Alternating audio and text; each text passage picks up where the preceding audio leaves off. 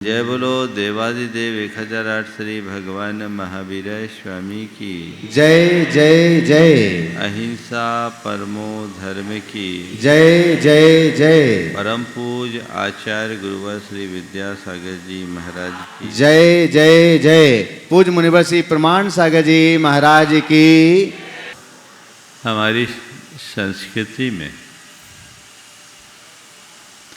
अहिंसा को सर्वोपरि स्थान दिया गया है और ये कहा गया है अहिंसा परमो धर्म। अहिंसा परम धर्म है। हम लोग अहिंसा की बातें करते हैं, अहिंसा की महिमा गाते हैं, लेकिन अहिंसा को अपनाने में प्रायः पीछे रह जाते हैं। आज बात उसी अहिंसा की करनी है। अहिंसा का हमारे जीवन में स्थान क्या है? हम अहिंसा को किस स्तर पर अपनाएं? हम अहिंसा को कैसे निभाएं और लोगों के हृदय में अहिंसा की चेतना को कैसे जगाएं? आज 4 बातें आप सबसे करूंगा। अहिंसा को हम जानें, किस स्तर से अपनाएं, अहिंसा को कैसे निभाएं और अहिंसा की चेतना लोगों में कैसे जगाएं। कुछ सूत्र वाक्यों से आज की बात की शुरुआत करता हूं। बड़ा प्यारा वाक्य है। अहिंसा सब धर्मों में श्रेष्ठ है और हिंसा के पीछे सब प्रकार के पाप लगे रहते हैं। अहिंसा सब धर्मों में श्रेष्ठ है, हिंसा के पीछे सब प्रकार के पाप लगे रहते हैं। दूसरा वाक्य है, क्षुधा बाधितों के साथ अपनी रोटी बांटकर खाना। क्षुधा बाधितों के साथ यानी भूख से पीड़ितों के साथ, क्षुधा बाधितों के साथ अपनी रोटी बांटकर खाना और हिंसा से दूर रहना, यह सब धर्म उपदेष्टाओं के समस्त उपदेशों में श्रेष्ठतम है। आगे कहते हैं, अहिंसा सब धर्मों से श्रेष्ठ है। अहिंसा सब धर्मों में श्रेष्ठ है। सच्चाई की श्रेणी उसके पश्चात है। सत्य से भी ऊंचा स्थान अहिंसा का है। सन्मार्ग कौन सा है? यह वही मार्ग है जिसमें छोटे से छोटे जीव की रक्षा का पूरा ध्यान रखा जाए। जिन लोगों ने इस पाप भय से सांसारिक जीवन को त्याग दिया है, उन सब में मुख्य पुरुष वह है जो हिंसा के पाप से डरकर अहिंसा के मार्ग का अनुसरण करता है। कुल मिलाकर इन सब वचनों का सार यही है कि अहिंसा ही हमारे धर्म का आधार है और अहिंसा को अपनाए बिना सब कुछ बेकार है। समस्त भारतीय धर्मों का केंद्रीय तत्व है अहिंसा। सब लोग अहिंसा को अपनाने की प्रेरणा देते हैं। सवाल है, मन में इस अहिंसा की बात को हम कैसे जगाएं? है ना? अहिंसा और हिंसा ये 2 चीजें हैं। हिंसा न करना ही अहिंसा है। क्यों न करें हिंसा? अहिंसा को क्यों अपनाएं? ये सवाल है। तो बात केवल इतनी सी है कि जब हम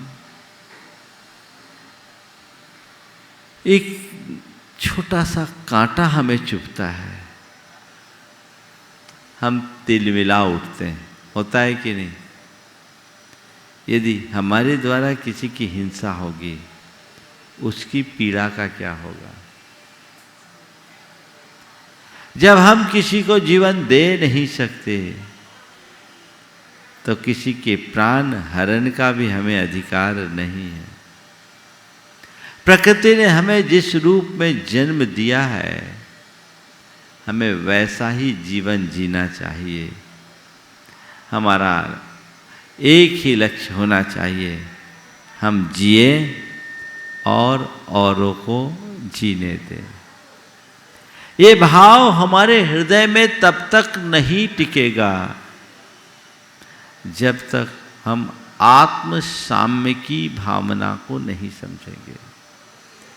अहिंसा का मूल आधार संवेदनशीलता है, और हमारी संवेदनशीलता तभी जगेगी जब हम सह अस्तित्व की भावना को जगाएंगे, और सह अस्तित्व का भाव हमारे हृदय में तभी पनपेगा जब हमारे मन में आत्म साम्य की भावना जगेगी।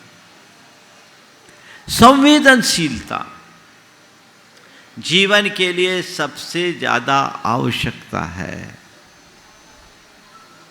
संवेदनशीलता अपने जीवन में जगनी चाहिए। जैसे हम नख से शीश तक अपने प्रति संवेदनशील हैं, थोड़ी भी तकलीफ होती है मन बेचैन हो जाता है। क्रूर से क्रूर मनुष्य भी अपने जीवन के प्रति अत्यधिक संवेदनशील होता है। अपने प्रति होता, अपनों के प्रति होता है। और जिनके प्रति हमारी संवेदना होती है, हमारा व्यवहार उसके प्रति उतना करुण और अहिंसक हो जाता है। और मनुष्य जितना जितना संवेदन शून्य होता है, उसका व्यवहार उतना ही क्रूर और कलुष हो जाता है। एक बिल्ली अपने जिस मुख से चूहे को पकड़ती है, उसी मुख से अपने बच्चे को भी उठा करके रखती है। लेकिन कितना अंतर है, चूहे को पकड़ते समय वह उसका शिकार है, और बच्चे को उठाते समय वह उसके कलेजे का टुकड़ा है। बच्चे के प्रति उसका मातृत्व झलकता है, और चूहे के प्रति वह क्रूर हो जाती है। क्यों? बच्चे के प्रति उसकी संवेदना है, चूहे के प्रति नहीं। शेर जैसा क्रूर प्राणी भी जिस पंजों से, जिन तीक्ष्ण पंजों से प्राणियों का संहार करता है, उन्हीं से अपने बच्चों को खिलाता भी है। एक कसाई रोज जिन हाथों से अनेक प्राणियों की निर्मम हत्या करता है, उन्हीं हाथों से अपने बच्चों को खिलाता भी है। अंतर क्या है? जिसके प्रति संवेदना है वहां करुणा है, और जहां संवेदन शून्यता है वहां हिंसा है। मनुष्य का चेतन स्तर ज्यों-ज्यों परिष्कृत होता है, जितना ऊपर उठता है, उसकी संवेदना उतनी प्रबल होती है, और संवेदना जितनी प्रबल होती है, उसका व्यवहार उतना अधिक अहिंसक हो जाता है। तो अहिंसा को अपनाने के लिए संवेदना को जगाइए। संवेदना का मतलब क्या है? औरों की वेदना को पहचानना ही संवेदना है। अपनी पीड़ा में आंसू बहाना वेदना है, और औरों की पीड़ा से द्रवीभूत होना संवेदना है। और प्राणियों की पीड़ा को पहचानो, उनके कष्ट को कष्ट महसूस करो, उनके दुख को दुख मानो। और ये कब होगा? जब तुम उनके अस्तित्व को स्वीकार करोगे। संवेदनशीलता अस्तित्व के भाव से आती है। जैसे मेरा अस्तित्व है वैसे उसका अस्तित्व है। जैसे मैं जीना चाहता हूँ वैसे वे जीना चाहते हैं। जैसे मुझे सुख प्रिय है वैसे उनको भी सुख प्रिय है। जैसे मुझे दुख अप्रिय है वैसे उनको भी दुख अप्रिय है। जैसे मैं मरना नहीं चाहता वैसे वे भी मरना नहीं चाहते। तत्तः मुझ में और उनमें कोई अंतर नहीं है। इस आत्म साम्य की भावना से ही सहअस्तित्व का भाव जगता है और सहअस्तित्व का भाव जगने से ही संवेदना बनती है और संवेदना के प्रकट होने में ही अहिंसा पलती है। एक व्यक्ति है जो केवल इस भाव से अहिंसा को अपनाता है क्योंकि कुल परंपरा में अहिंसा के संस्कार आए, और एक व्यक्ति है जो हिंसा को क्रूरता और अमानवीय मानकर उससे दूर होता है। जिसके हृदय में संवेदना जागती है वो अन्य प्राणियों की रक्षा को अपना धर्म और कर्तव्य समझ करके चलता है। उस व्यक्ति की अहिंसा की निष्ठा बड़ी गहरी और प्रगाढ़ होती है। अपने मन में जगाइए, आजकल ये संवेदना दिनों दिन छीन होते जा रही है। बहुत सारी चीज़ें ऐसी हैं, आजकल खान पान का तौर तरीका बहुत बदल गया, और इस बदले हुए तौर तरीके के कारण बहुत सारी ऐसी वस्तुएं आपके घर में आ गई। घर में क्या, आपके चौके में आ गई, जिसको खाना तो दूर छूना भी नहीं चाहिए। कल इसके बारे में विशेष चर्चा करूंगा। लेकिन जब कहा जाता है कि ये चीज़ अच्छी नहीं है, ये चीज़ अच्छी नहीं, एक बार एक चर्चा आई कि ई नंबर देख करके आप कोई चीज़ खाओ। इमेंसेफेलोग्राफ जो होता है, ई नंबर है तो ई नंबर में दिया जाता है कि इसमें कोई प्राणी तत्व तो नहीं है, अगर है तो मत खाओ। मेरे पास 2 बच्चे बैठे थे, दोनों की अलग अलग प्रतिक्रिया और अलग अलग संस्कार। एक ने कहा अब सब में ही तो डला, फिर क्या बचा, क्या क्या छोड़ेंगे, खाएंगे क्या, खाने को ही कुछ नहीं बचा। दूसरा बच्चा उसके ही सामने तुरंत उसको चुप करते हुए बोला, भैया ऐसा क्यों कहते हो, इसके बिना भी तो जिंदगी चल सकती है। महाराज जी को देखो, वो तो इस सब चीज़ों में कुछ भी नहीं खाते और एक ही वक्त खाते, कैसे रह सकते हैं। जब हमें किसी प्राणी को बचाना है तो केवल अपने जीवन का ख्याल नहीं, औरों के जीवन का भी ख्याल होना चाहिए। अगर तुम्हारे हृदय में संवेदना होगी तो तुम्हारे प्रत्येक व्यवहार में, तुम्हारे प्रत्येक विचारों में अहिंसा प्रतिबिंबित होगी, होकर रहेगी। तो अहिंसा को अपनाने के लिए संवेदना को जगाना जरूरी है। जो मनुष्य संवेदनशील होता है वही अहिंसक होता है, और जो मनुष्य संवेदन शून्य होता है वो क्रूर, क्रोधी और प्रमत्त बन जाता है। दूसरी बात, अहिंसा को किस स्तर पर अपनाएं, है ना। अहिंसा को किस स्तर पर अपनाएं। जब कभी हम लोग अहिंसा और हिंसा की बात करते हैं, प्राय लोग अपने आप को अपने खान पान तक सीमित कर लेते। ये बात सही है कि हमें अपने खान पान का पूर्ण ध्यान रखना चाहिए और खान पान में संयम रखना चाहिए। जिसमें हिंसा का रंच मात्र पुट हो वो वस्तु हमें नहीं खाना चाहिए।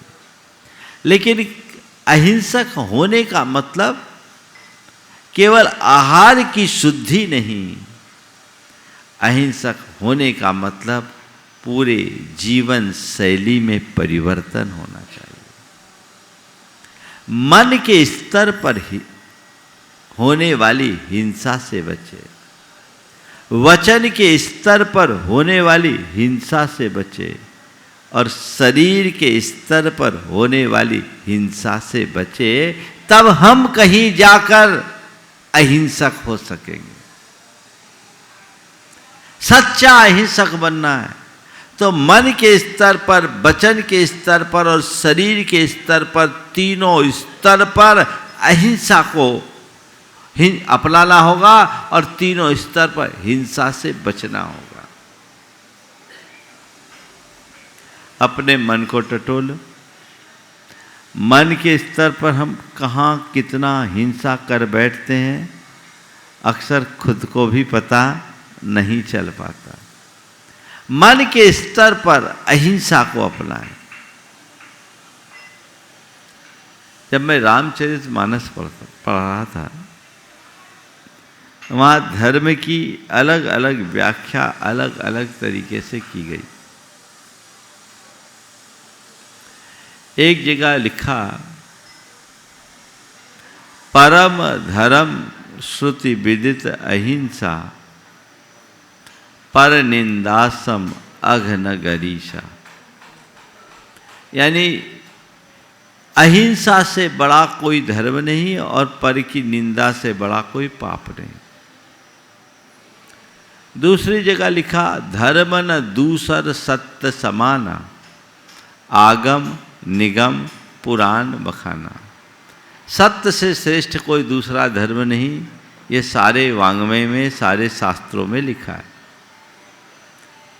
तीसरे कहते हैं, परहित सरिस धर्म नहीं भाई, पर पीड़ा सम नहीं अधमाई। दूसरों को का हित करने से बड़ा कोई धर्म नहीं और दूसरों को पीड़ा पहुंचाने से बड़ा कोई अधर्म नहीं।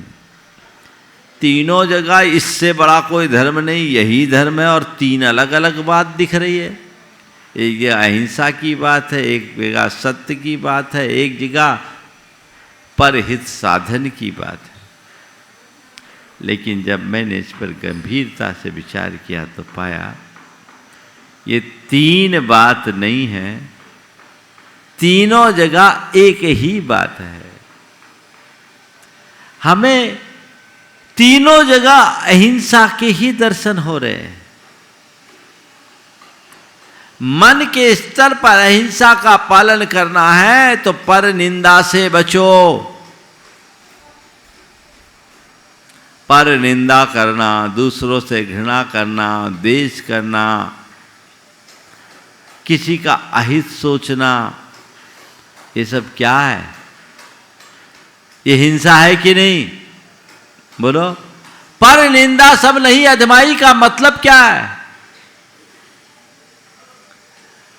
आप सब अहिंसक हो, अहिंसा परमो धर्म की जय लगाते हो कि नहीं? बोलते हो? कभी मन में आता है कि मैं मन से कितनी हिंसा कर बैठता हूं? दूसरों का बुरा सोचना हिंसा या अहिंसा? बोलो।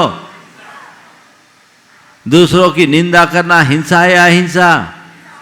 दूसरों की बुराई करना हिंसा या अहिंसा? रखना हिंसा या अहिंसा? दूसरों से बैर रखना हिंसा या अहिंसा?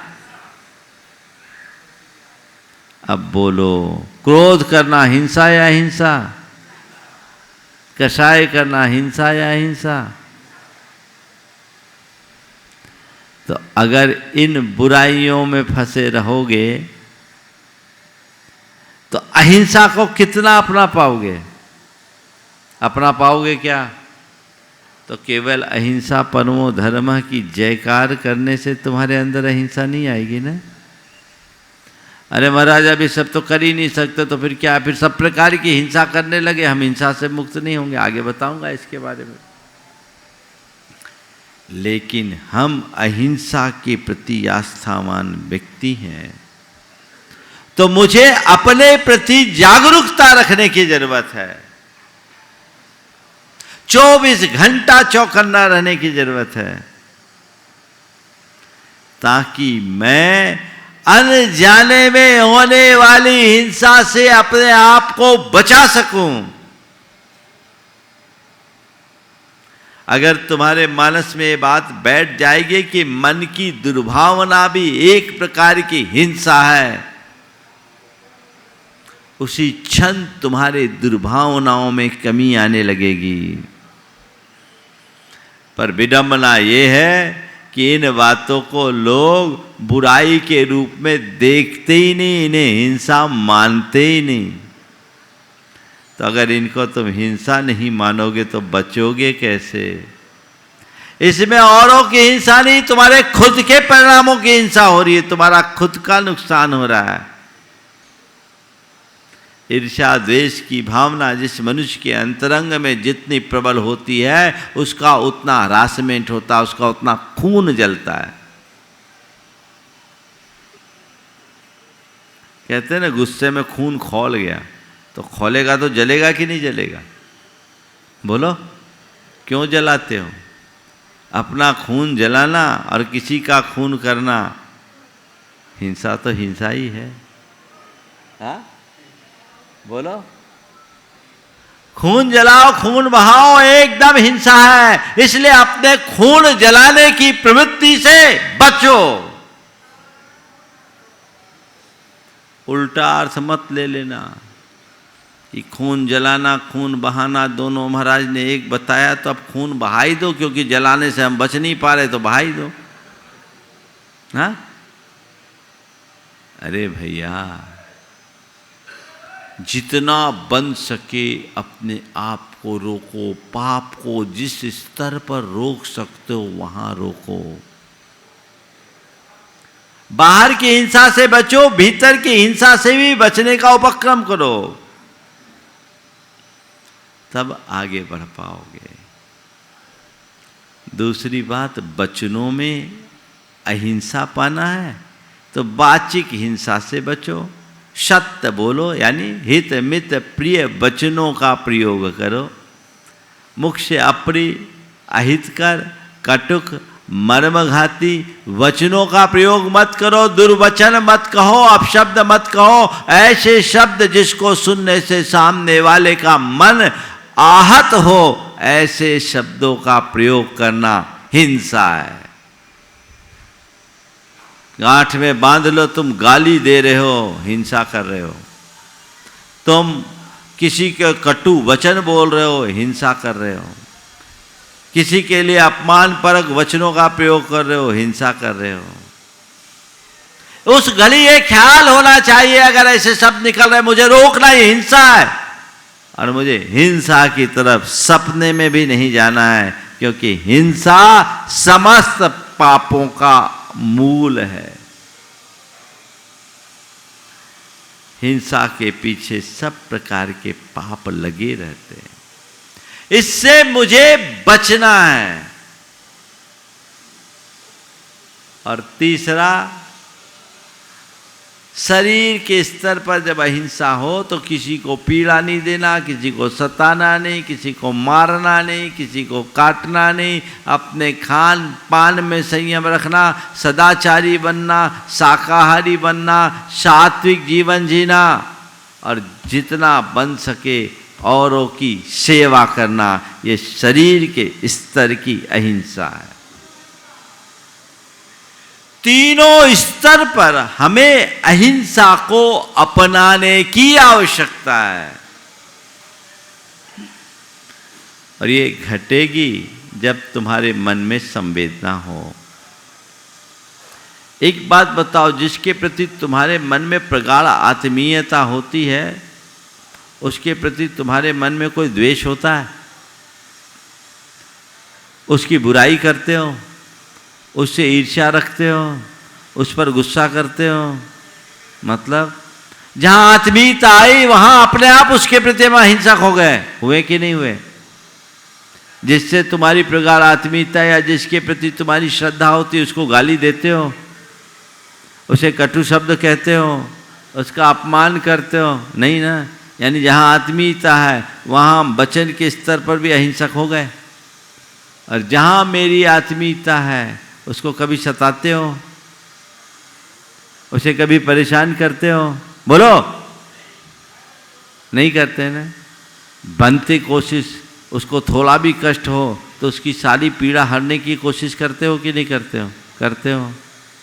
यानी जिसके प्रति मन में आत्मीयता हो, संवेदना जगती है, और जहाँ संवेदना जगती है उसके प्रति हम मन से भी अहिंसक हो जाते हैं, वचनों से भी अहिंसक हो जाते हैं, और शरीर से भी अहिंसक हो जाते हैं। मूल को पकड़ लीजिए। संवेदना को अपने अंतरंग में जगाइए, जीवन का काया पलट हो जाएगा। फिर ज्यादा कुछ कहने और करने की आवश्यकता भी शेष नहीं रहेगी। और उसको जगाए बिना कितनी भी बातें कर दे कुछ नहीं होगा। अब तीसरा सवाल, निभाए कैसे? ये बड़ा सवाल है। महाराज जी, अहिंसा है बहुत अच्छी चीज, पर कदम कदम पर तो हिंसा दिखती है। सब तरफ तो प्राणी दिखते, जले जंतु, थले जंतु, आकाशे जंतुरेव च जंत्वाकुले हि कुलो हि संसारो कथम भिक्षुरहिंसका। जहाँ देखो जल में जंतु, थल में जंतु, नभ में जंतु, जंतु सब जगह जंतु ही जंतु है, तो हम क्या करें जिससे अहिंसक हों? है ना? कहते नहीं। माना ये जगत प्राणियों से भरा है, लेकिन यदि तुम्हारे अंदर संवेदना है तो तुम हिंसा से बच जाओगे। अहिंसा को निभाने का एक सूत्र दिया, वह है यत्नाचार। क्या है? यत्नाचार।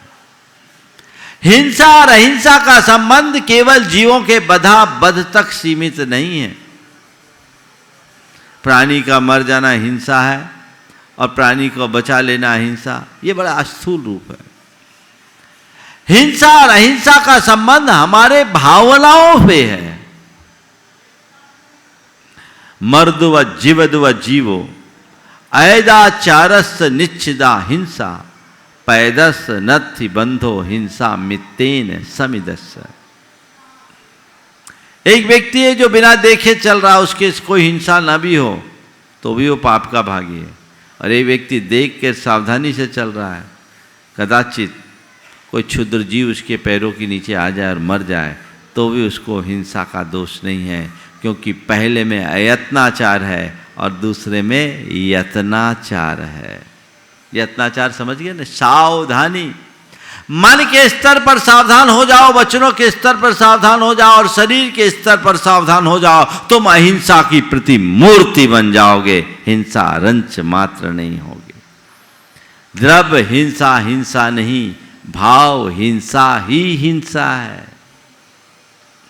तो अपने भावों को जितना अच्छा बना सको बनाने का प्रयत्न करो,